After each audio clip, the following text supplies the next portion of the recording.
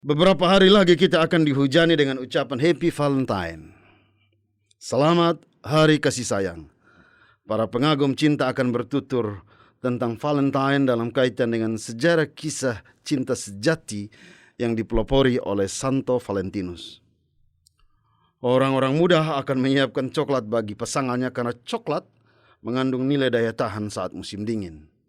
Hati tak akan membeku, cinta tak akan membeku, ibarat coklat. Hati dan cinta akan selalu hangat meski diterpa godaan musim dingin. Wow. Saat hari kasih sayang itu mendekat, saya serius bertanya, sejak kapankah kita jatuh cinta? Cinta adalah bahasan yang sering menjadi santapan semua orang, baik para sastrawan, agamawan, hingga filsuf mulai dari Plato hingga Derrida. Baik oleh mereka yang baru mengenal cinta, pemain cinta hingga mereka yang pernah mengalami pahit getir cinta. Cinta lalu didefinisikan, dipaparkan, dipresentasikan, mulai dari yang abstrak, yang sangat teologis, bahwa cinta adalah perwujudan Tuhan yang tampak meskipun tidak tampak di muka bumi, seperti dikatakan Rumi. Cinta adalah bentuk kehendak berkuasa laki-laki atas perempuan, seperti yang Nietzsche ungkapkan, atau cinta tidak lebih dari hormon yang bekerja di sel-sel otak manusia, seperti yang para ahli kesehatan jelaskan. Slavoj Žižek, pemikir Slovenia, sang dosen filsafat, mengupas konsep yang sangat kontroversial tentang cinta. Dia bilang, jika kamu masih punya alasan saat mencintai seseorang, maka itu bukanlah cinta. Cinta harus tanpa alasan. Mengapa demikian? Slavoj memang agak ekstrim dalam pandangannya, sebab cinta dimaknai sebagai bentuk kekerasan yang paling tinggi. Apa maksudnya? Karena ketika orang mencintai, hal pertama yang menyerang seseorang adalah imajinasinya tidak lagi otonom. Imajinasinya akan mengarah pada imajinasi orang lain. Kepada apa pandangan pasangannya. Harus beginilah jalannya, harus begitulah makannya, harus beginilah make up-nya, harus begini cara duduknya, harus begitu cara bicaranya. Semua makin terikat dalam legalisasi kesepakatan. Bukan itu saja.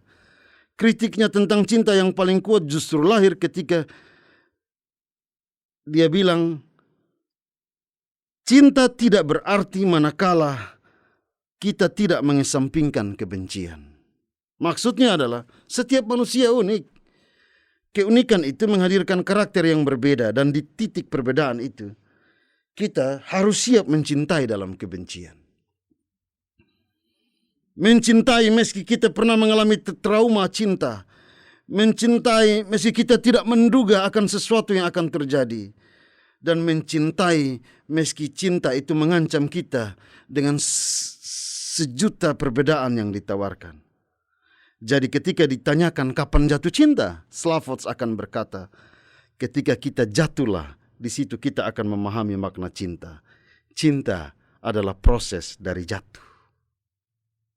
Agak aneh, kontroversial. Tetapi jika dipikir-pikir, cara pandang ini meminta kita melihat cinta dari sisi yang berbeda. Mencintai dari apa yang tidak ideal. Mencintai dari kekurangan. Mencintai meski pernah disakiti. Mencintai meski kebusukan terpampang di depan kita. Bertanyalah pada Mother Teresa saat merawat orang dengan luka-luka yang busuk itu. Kekuatan apa yang membuat ia memiliki keberanian menyentuh luka-luka itu? Bukankah dia digerakkan oleh cinta? Dalam kekuatan cinta itu pun ia mengungkapkan makna cinta yang sangat dalam. Tidak semua orang bisa melakukan hal-hal besar. Tetapi semua orang bisa melakukan sesuatu dengan cinta yang besar. Bertanyalah pada Nelson Mandela, 27 tahun ia mendekap dalam penjara, menghabiskan waktu-waktu dengan penyiksaan batin dan fisik. Tetapi ia secara mengejutkan mengatakan, tidak seorang pun dilahirkan membenci seseorang karena warna kulitnya atau latar belakang agamanya. Orang belajar membenci, dan jika mereka bisa belajar membenci, mereka bisa diajar mencintai. Karena cinta timbul secara alamiah ke dalam hati manusia dan bukan sebaliknya. Apakah itu sekedar kata-kata sensasi atau demi meraih Nobel yang membanggakan? Tidak. Semua itu datang dari rasa cinta akan perdamaian. Terluka namun kita tidak menjadi pembawa luka bagi orang lain, kan? Mungkin lebih tepatnya, kita perlu merumuskan ulang bayangan kita tentang cinta yang terlampau indah. Terlampau penuh sensasi bahagia. Terlampau penuh romantis. Cinta adalah senyuman dan kegembiraan. Kita melupakan sisi luka dari cinta. Padahal sisi lukalah yang mengukuhkan tembok pertahanan kita terhadap cinta. Belajarlah sedikit dari spiritualitas bunga Nat Nitnol. Konon bunga Nat Nitnol tumbuh di taman-taman kota Hetnerep, Amerika. Setiap pagi bunga Nat Nitnol gugur berserakan dan tak jarang bunga itu terinjak oleh pejalan kaki yang melintas taman. Uniknya, ketika remuk akibat pijakan kaki, bunga Nat Nitnol justru mengeluarkan bau yang harum. Terinjak, namun dia mengeluarkan bau yang harum. Jadi kapan aku jatuh cinta? Cinta bukan hanya intensitas kedekatan hati dan fisik. Cinta adalah kemampuan menerima kelemahan hati dan fisik. Cinta adalah kemauan merawat perbedaan dan kelemahan. Semakin menemukan titik lemah, disitulah sebenarnya kita terpikat oleh daya ikat cinta. Sebab cinta adalah intensitas yang mau menyatu dengan segala elemen yang ada pada hidup kita. Cinta adalah menebar keharuman meski terinjak. Kapan kita jatuh cinta? Saat cinta itu benar-benar kita rayakan sebagai perayaan kehidupan. Cinta lebih dari sekedar siapa. Sebab tanpa memiliki siapapun, objek cinta kita lebih luas dan tak dapat dibendung. Kita masih bisa merasai cinta lewat air yang membasahi tubuh kita. Kita masih bisa merasai cinta dengan terpaan angin yang memberi kesejukan saat panas datang menyengat. Kita bisa menikmati cinta saat oksigen gratis yang disajikan alam. Sayangnya kita lebih tertarik pada siapa, sehingga mereka yang belum menemukan seseorang dianggap jomblo yang sial tersakiti oleh kesendirian. Dengan kata lain, cinta bukan tentang siapa. Cinta adalah siapa kita bagi kehidupan ini. Tentang hati yang mau berbagi dengan mereka yang tidak beruntung. Tentang mata yang menatap keindahan alam ini. Tentang kaki yang mau melangkah mendekati mereka yang terhempas.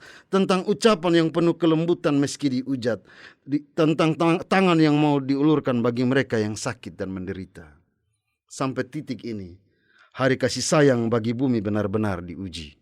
COVID-19 membuat kita mengambil jarak, menjauh secara fisik. Periode ini ujian cinta benar-benar diuji saat kita kurang teredukasi sehingga lebih memposisikan diri dalam kubu acuh tak acuh.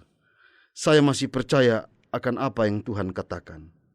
Cinta adalah mau untuk turun dari keledai, menyentuh dan merawat, berkorban dan menyembuhkan. Cinta adalah kemauan untuk masuk dalam zona derita.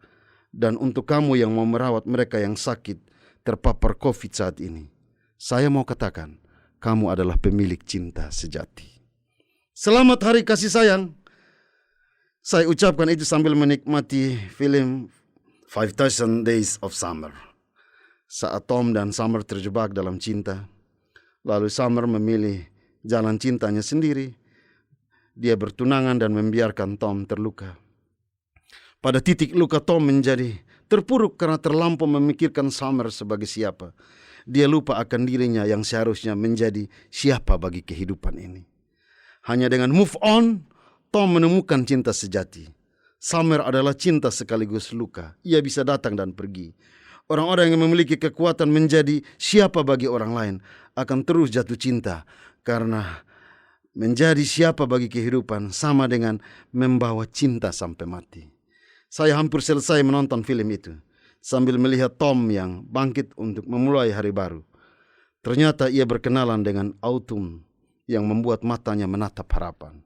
Harapan untuk jatuh cinta setiap saat, yaitu aku berarti bagi kehidupan.